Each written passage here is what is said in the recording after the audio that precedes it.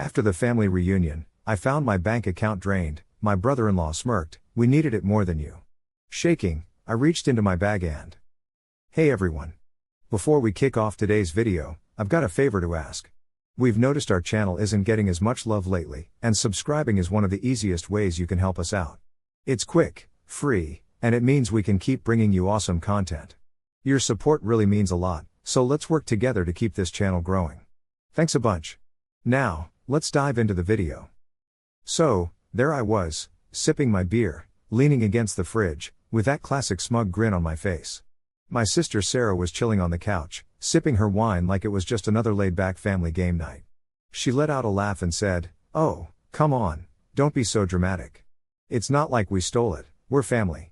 Meanwhile, I was staring at my phone, hitting the refresh button on my banking app like it was about to magically change. $487? No way, that had to be wrong. Just yesterday, there was over $14,000 in there. I blurted out, "You did what?" But my voice came out all shaky. Sarah just shrugged it off with a laugh. "We needed it more than you do," she said, completely unfazed. And there was Mom, sitting across the room with her knitting, barely even acknowledging the chaos around her. I called out, "Mom, did you know about this?" She just sighed, like I'd accused her of burning dinner.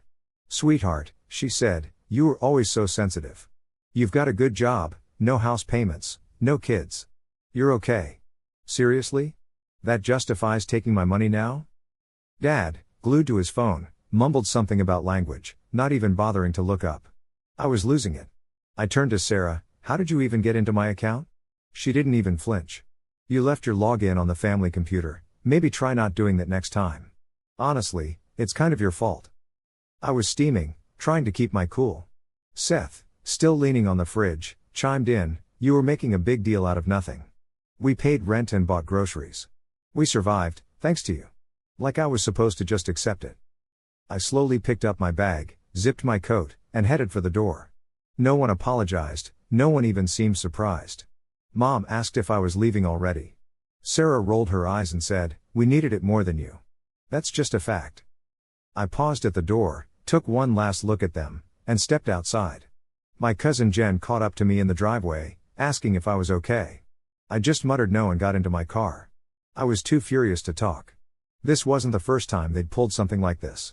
I'd always been the responsible one, the one with the solid job and no financial struggles. So somehow I became the family ATM.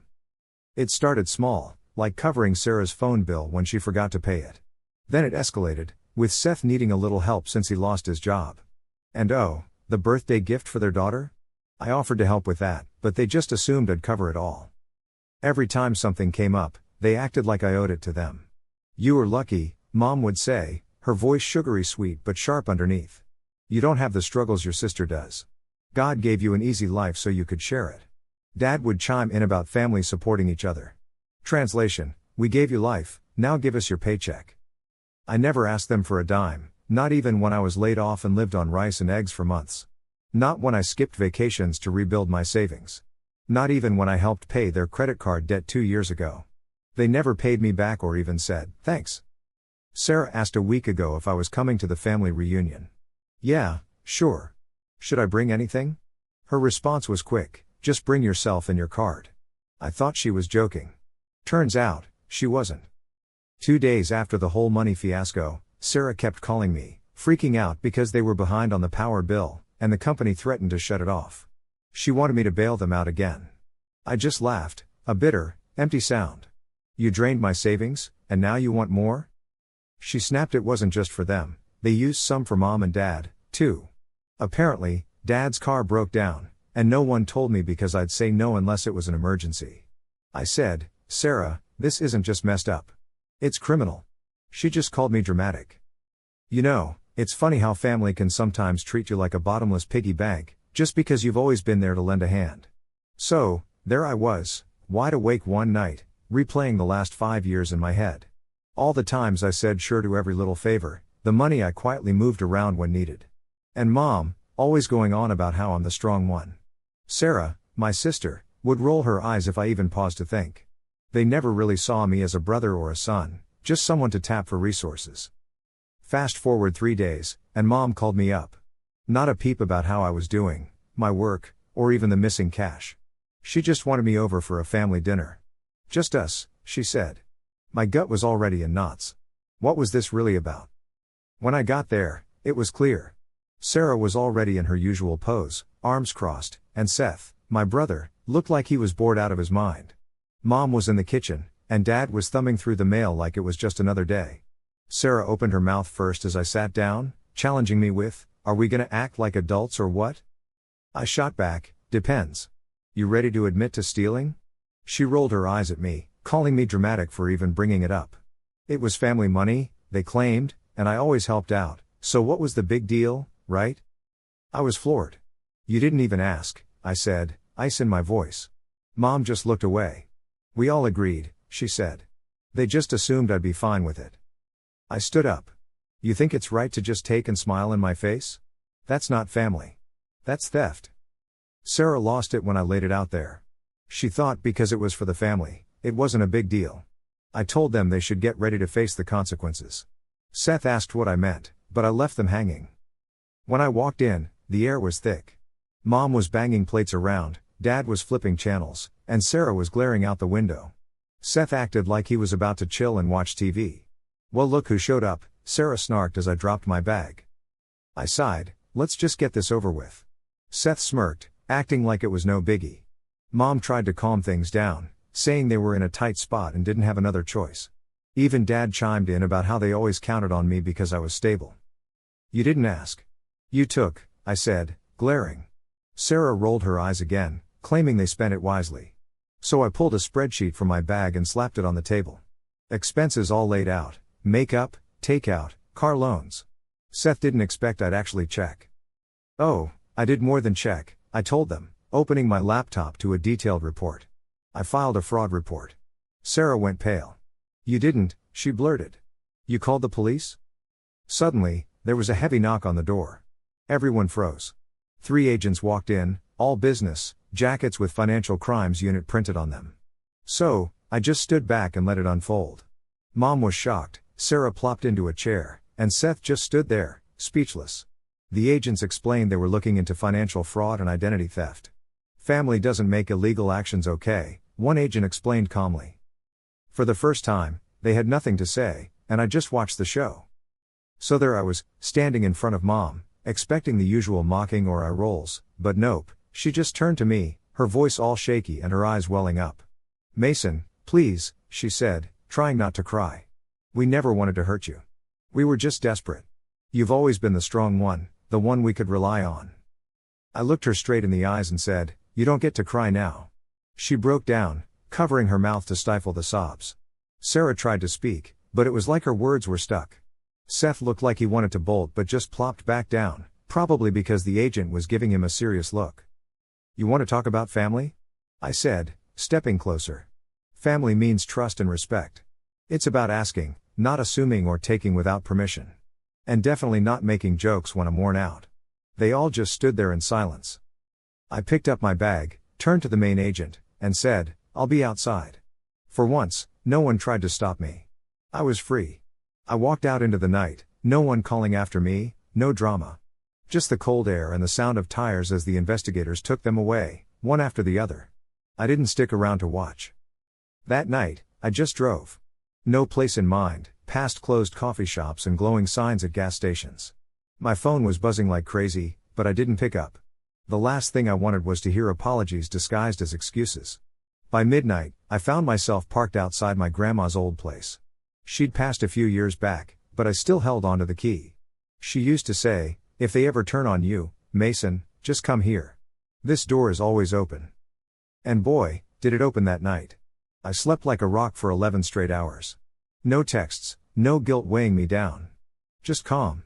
When I woke up, I made a cup of coffee in this old chipped mug and watched the sun slowly light up the garden she used to tend to. For the first time in forever, I felt like I could actually breathe. But yeah, the quiet didn't last. That afternoon, Dad sent an email. "This is too far, Mason. You've embarrassed us all. What happened to loyalty?" I brushed it off. Then, Sarah pinged me. "Hope you're happy. They've frozen my accounts. Seth's getting grilled at work. You wrecked our lives over a few payments." "Few payments? Try tens of thousands of dollars." Try 5 years of my silent sacrifices. Then Mom left me a voicemail, her voice all soft and cracking. You didn't have to go this way, sweetheart. We could have handled it like a family. Now they're saying we might lose the house. And, honestly, instead of feeling mad, I just stopped caring. To me, I lost that home years ago when they decided I was more of a bank account than a son. 2 days later, I got a text from Seth's brother. We barely talked, like ever. His message was short: just so you know, Sarah's trying to pin the blame on you. Says you approved the money transfers. Lawyers involved. Watch your back. I almost laughed. Even with everything falling apart, she was still playing the blame game. That night, I called my lawyer. Send everything, I said. We're pressing charges, and I want a restraining order. But not all messages were bad. A week later, I got a short email from Kelly, Seth's sister. We haven't talked in ages, but just wanted to say you were right. About everything. How they treat you, how toxic it's been. I thought you were just cold, but now I see you're brave. No one had called me brave before. A few mornings later, my phone rang from an unknown number. Almost ignored it but decided to answer. It was Sarah, her voice small and hoarse. I know I messed up, okay? I went too far. I didn't think it had come to this. Seth's suspended. Mom can't stop crying. Dad won't talk to me. And you? You finally used your power to ruin everything. I took a breath before responding. I didn't ruin anything. I just stopped letting you all walk over me. There was a long pause. She asked if I could just drop everything, to stop it all. I'll do anything, she pleaded. And I almost felt something, but then I remembered her telling me, we needed it more than you, at the reunion. I just said, no, you made this mess. You live in it, and hung up. That night, I made myself a quiet dinner, played my favorite college album, and sipped coffee on the porch, finally at peace. You know, it was the first time since I was a teenager that I could just sit back and watch the world without anyone asking me for money. No guilt trips, no feeling like I was only worth what I could give. I finally stopped being everyone's ATM, and it felt amazing to just be me. I'm not your bank or your safety net anymore, I'm done. It's weird, isn't it? Peace doesn't come with fireworks or loud tunes like you'd imagine. For me, peace was simply nobody hitting me up for cash, nobody calling me selfish, and not getting those long texts saying since you're the only one doing well. Just sweet, glorious silence. It's been 3 months since I blew everything up, since the investigation kicked off. My family's jaws hit the floor when those agents came knocking, and reality finally smacked down years of denial. They say you can't choose your family, and maybe that's true. But you can definitely choose how much of yourself you're willing to lose trying to please them. I was done with that. The fallout happened fast. Sarah and Seth scrambled for damage control. First, a lawyer emailed mine, trying to quietly sort things out. No apology, no accountability, just trying to fix the mess. I told my lawyer, let it burn. A week later, Mom sent me a lengthy letter, 10 pages long. Her writing was neat, but shaky in parts. She wrote about how things spiraled and how they never meant to hurt me, hoping I'd see the bigger picture. We just assumed you'd always be there, she said. That line really stuck with me. Not a hint of, we were wrong, or, you didn't deserve that. Just, you were supposed to stay quiet and keep giving. I didn't respond and, for once, I didn't feel guilty.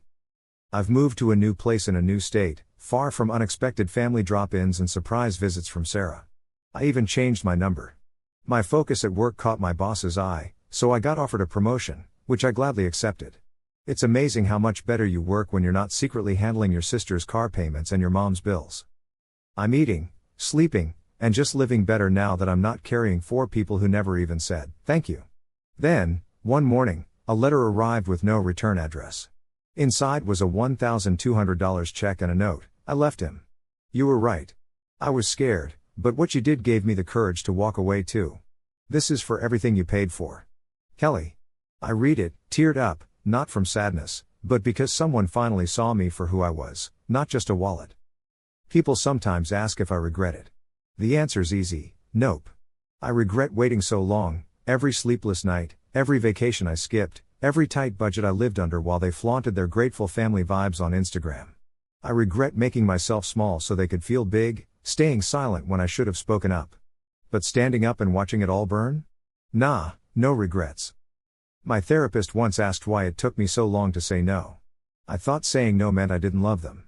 But she said, saying no teaches people to love you back. I'll never forget that. Just a few days ago, I bumped into an old high school acquaintance. She said, "Hey, I saw what happened with your family. That's wild. Good for you, most people never get out." That made me feel a little taller as I walked away. Sarah and Seth are still under investigation. Last I heard, Seth lost his job, Sarah's account is frozen, and Mom's trying to finance the house. Dad's blaming external influences for tearing the family apart. They still don't get it. I didn't break us, I just stopped pretending we were whole. I get flashbacks to that night at the table, Sarah laughing, Seth grinning, Mom brushing it off with, "You don't need that money." Well, now they know the truth, that money wasn't just money. It was my life, time, health, and boundaries, all of which they trampled on for years. They're paying the price now. I'm not celebrating their fall, but I'm absolutely celebrating my survival, walking away, not looking back, even when silence felt lonely, and guilt whispered in my ear. Because that silence? That's freedom. If you're reading this.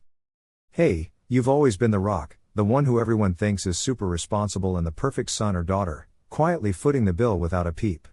But here's the thing I wish someone had told me, you don't need to burn yourself out just to keep others comfortable. It's totally okay to take a step back or even walk away. Doing that doesn't mean you're losing your family, it means you're finally discovering who you truly are.